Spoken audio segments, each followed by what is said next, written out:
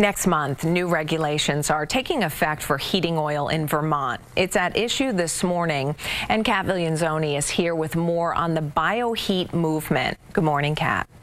Good morning, Julie. Starting on July 1st, all heating oil sold in the state will have to be nearly sulfur-free. And according to the Vermont Fuel Dealers Association, it's good news for customers.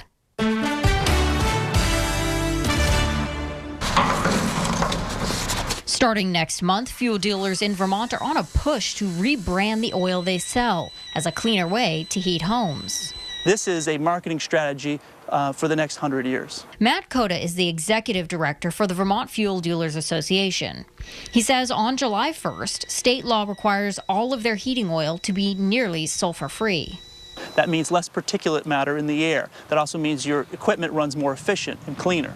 It's tied to the 2011 Vermont Energy Act, which set a timeline for transitioning to low-sulfur biodiesel blended heating fuel. The biodiesel is regular diesel that's mixed with oils you could find in a restaurant or kitchen, and then dyed red to distinguish it from the fuel used in cars. It can come from soybeans, it can come from waste oil, it can come from algae, it can come from canola, sunflowers. Cota says almost every Vermonter is already getting this oil, and so they can keep using their existing equipment. Next month, the only thing that changes is that its sulfur content must be lower. There is an added cost to that, but Cota expects it will not affect most Vermonters' bills. That's because nearly half of the state's heating oil supply comes from Canada, where sulfur limits are already being met. And he says most fuel dealers are already complying.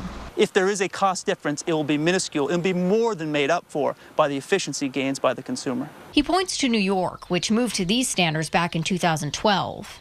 While Vermont uses about 80 million gallons of heating oil, New York uses 1 billion. And Cota says they have not seen any downsides. We take from our neighbors to the west, who use 10 times as much fuel as we do, that it works, and that it's good for the consumer and good for the heating fuel dealers. He says this is part of their effort to keep customers amid an overall trend of rising costs in the past 7 years. Between last June and this year, the price of fuel oil is up 16 cents a gallon, according to this month's Vermont Fuel Price Report, which is released by the state. At the same time, they're also up against new, cheaper competition. Natural gas is expanding in Vermont and, according to this month's report, remains about half the price of fuel oil. But Cota says going green gives them an edge. And one of the things that we hear from customers is they want a cleaner fuel. Well, we're doing that by taking the sulfur out. One of the things we hear from consumers is we want a greener fuel, we want a renewable fuel, we want an American-made fuel. We're doing that by adding biodiesel to it.